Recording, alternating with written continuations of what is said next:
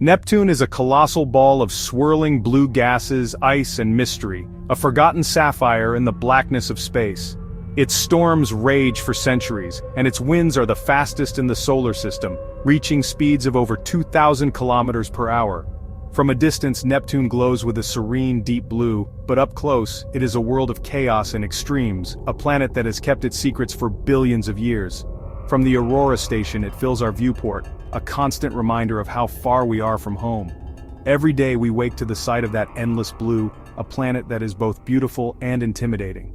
The sheer scale of Neptune is humbling. Its presence dominates our lives, making us feel both privileged and impossibly small. We are humanity's farthest outpost, a tiny metal can orbiting a giant that could swallow Earth whole. Out here, the rules are different. The silence is deeper, the nights longer, and the sense of isolation more profound than anywhere else in the solar system. The station is our shell, our world, and our only defense against the minus 214 degrees Celsius cold of deep space. Every surface is cold to the touch, and the hum of life support is a constant companion. We rely on layers of insulation and technology to keep the deadly cold at bay, but we never forget how thin the line is between survival and disaster. The Aurora is a marvel, powered by a fusion core, a miniature sun that keeps us alive. Without it, the cold would claim us in minutes. The core is our heart, our warmth, and our hope. Every day we check its readings, knowing that any failure could be catastrophic. It's a constant reminder of how dependent we are on our technology and how fragile our existence is out here. We know every pipe, every circuit, every line of code. We have to. There's no rescue coming. Every system is our responsibility, and every repair is a matter of life and death. We've learned to trust our instincts, to double-check every connection, and to never take a single component for granted. Over 4 billion kilometers from help. Messages to Earth take hours to arrive, and any emergency is ours alone to solve. The distance is more than physical. It's psychological. It shapes every decision, every moment of our lives. It's just us, the station, and Neptune. The silence outside is absolute, broken only by the hum of our machines and the occasional creak of metal. We are alone, but we are also explorers, witnessing sights no human has ever seen before. The isolation is profound, sometimes comforting, sometimes suffocating. There are moments when the vastness brings peace, a sense of being part of something greater. But there are also times when the silence presses in, and the longing for home becomes almost unbearable. Neptune's storms are larger than Earth, swirling for years without end. We watch them from orbit, awed by their power and beauty. They remind us how small we are, and how little we truly understand about this distant world. Its rings shimmer like ghostly halos. Beautiful but deadly, they are made of ice and dust, remnants of shattered moons and ancient collisions. To us, they are a constant reminder of the dangers that lurk just beyond our fragile station. Its magnetic field is chaos, threatening our electronics every day. We fight constant interference, shielding our systems as best we can. The field is unpredictable, a force of nature that reminds us we are guests here, never truly in control. We are pioneers living on the edge of what is possible. Every day is a test of our courage, our ingenuity, and our will to survive. We are writing the next chapter of human exploration, one day at a time.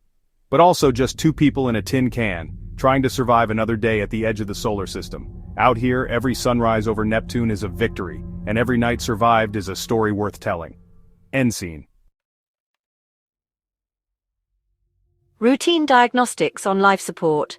Malik's in the galley, still trying to make nutrient paste taste like pizza. Then, a soft yellow alert. Primary coolant loop, minor pressure fluctuation. I check the schematics. The coolant system is our circulatory system. If it fails, we cook. Pressure in loop A is down 5%. Not critical, but not right. Malik, you seeing this? Loop A's soft. Could be a sticky valve or a small leak. Let's check the delta T. The temperature drop across the heat exchanger is off. The system isn't transferring heat efficiently. That pressure drop is real, not a sensor glitch. Our quiet Tuesday is over. The game is on. End scene. Before we could investigate, a red alarm blared. Magnetic field fluctuation. Warning, severe magnetic field fluctuation detected. Shields at 70%. Shields to max! Neptune's magnetosphere was flipping, a cosmic hurricane. Power rerouting, but the field's oscillating. Shields can't keep a lock. Malik, what's the field doing? It's a full-on magnetic storm. The field's twisting, creating eddies of charged particles. We're in the middle. Our shields struggle, like a compass spinning in a magnetic anomaly. The magnetic field's inducing currents in the coolant, ionizing the glycol. The coolant's properties are changing, becoming corrosive, pressures dropping faster. The storm is attacking us from the inside out. Two crises feeding each other. End scene. One problem became three. Shields weakening, coolant compromised, avionics bay heating up. Priorities, shields first. Malik, stabilize the frequency.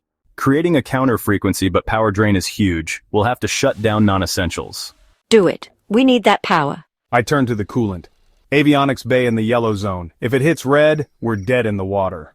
Flushing the primary loop, venting ionized fluid, refilling from the spare tank.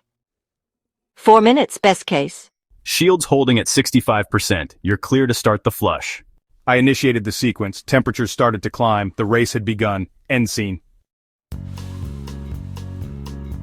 The flush worked, but now we're losing pressure, 10 psi per minute. That's not a slow leak, that's a hole. The numbers on the gauge are dropping so fast it's almost hypnotic, and the warning lights are screaming at us in red and orange. We both know what that means. Something out there is broken, and it's not going to fix itself. The magnetic storm must have dragged debris into our path. I saw it on the external monitors, shards of metal and ice tumbling past Neptune's blue haze. One piece must have hit us, hard. Camera 7 confirms it. A pipe outside is venting coolant, a white plume twisting away into the void. The damage is clear, and it's getting worse by the second. We can't fix this from inside. The breach is external, and if we don't act fast, we'll lose more than just pressure. We'll lose the whole ship. One of us has to go out, now. There's no time to hesitate, no time to debate. Every second counts. I'll go. I've trained for this, and I know the risks. But someone has to step up, and I'm ready. My hands are smaller. I'll handle the clamp. You run support from inside, keep an eye on my vitals, and talk me through the steps. We're a team, even if I'm the one outside. There's no time for argument. We move with practiced efficiency, every motion rehearsed 100 times in training, but never with stakes this high. The silence between us is heavy, filled with unspoken worry and determination. We suit up in silence, hands steady but hearts pounding. The hiss of the suits sealing, the click of helmets locking in place, each sound is amplified in the tense quiet. Comms check, Eva. Can you hear me through the static? Loud and clear. I've got you. Let's keep the channel open no matter what. Life support green. All systems nominal. You're good to go. Tether secure. Be careful out there, Eva. Remember your training and don't take any unnecessary risks.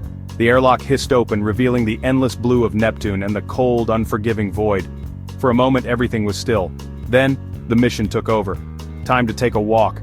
Out here, every step is a leap into the unknown, and every breath is a reminder of how far from home we really are. End scene. S1. Media group.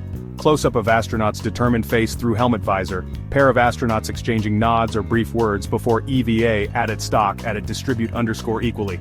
Always am. Even when the universe feels impossibly vast, we face it together. Outside silence. My only connection comms and a safety tether. I used thrusters to glide along the hull. Neptune's storm raged below, painting the sky with light, moving toward the port radiator. Watch your radiation. Shields are weaker there. Dosimeter's ticking up. Debris is the real threat, microscopic bullets. I see the leak, a clean puncture, coolant jetting out, freezing instantly. Standard clamp should seal it. Repair kits in the external locker below the radiator. Particle cloud intercept in 3 minutes. Heart rate spiked. 3 minutes. I grabbed the clamp, saw the debris coming. End scene. Malik, I see the particle cloud. It's bigger than I thought. You have 90 seconds, Eva. Get to the pipe. I pushed off, flying through the coolant cloud. Anchored to the hull, I started the repair. The clamp was simple on Earth. Out here, it was brain surgery. 30 seconds. First bolt, then second, spray lessened, third bolt, then a sharp crack. Pain in my left arm. Warning, suit pressure loss. A tiny hole in my suit, air venting into space. Eva, report. I'm hit, suit breached. I have to choose fix the pipe or fix myself. End scene.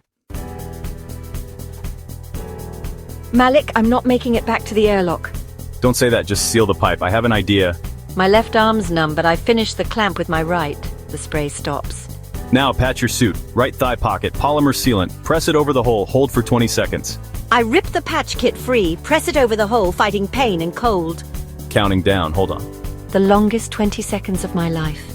The alarm finally stops, pressure stable. It worked, Malik. The patch held. I never doubted it, now get back inside slowly. End scene. The crawl back to the airlock was slow, every meter of victory. My body ached with every movement, the weight of the suit pressing down, but adrenaline and sheer will kept me going. Each breath echoed in my helmet, a reminder that I was still alive, still fighting. The station loomed ahead, a fragile sanctuary against the chaos outside. I could feel the cold seeping in, the silence of space pressing against me, but I focused on the next handhold, the next step. The memory of my crewmates waiting inside pulled me forward, stronger than any pain or fear. Malik helped me out of the suit. No words, just a hug. In that moment, words were unnecessary. The relief in his eyes said everything. We were both exhausted but alive. The simple act of being together, of surviving, was enough. The rest of the crew gathered around, offering quiet support, their presence grounding me after the chaos outside. We didn't need to speak. The bond between us was forged in the fire of shared danger. Teamwork isn't just diagnostics and bolts, it's trust. 4 billion kilometers from home. We stabilized the station working side by side, each of us relying on the other's skill and courage. Systems returned to green one by one as we patched up the damage. My arm would heal.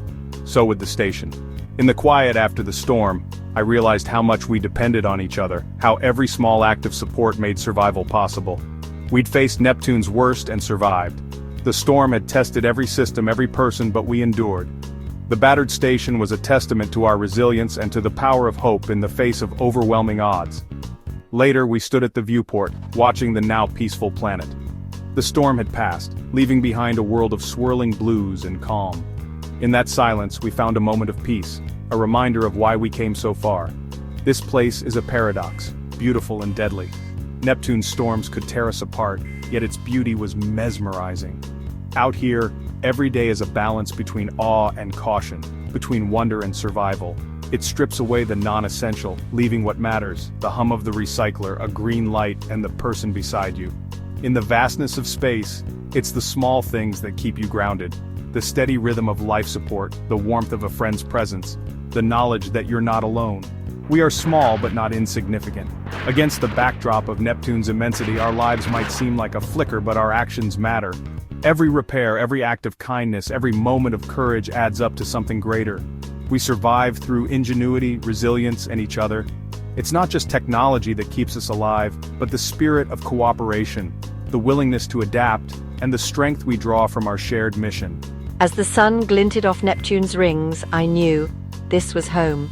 Not because it was easy, but because we had made it ours. Every scar on the station, every memory, every challenge overcome had woven us into the fabric of this place. And it was worth fighting for. Out here, on the edge of everything we know, we found meaning, purpose, and each other. End scene.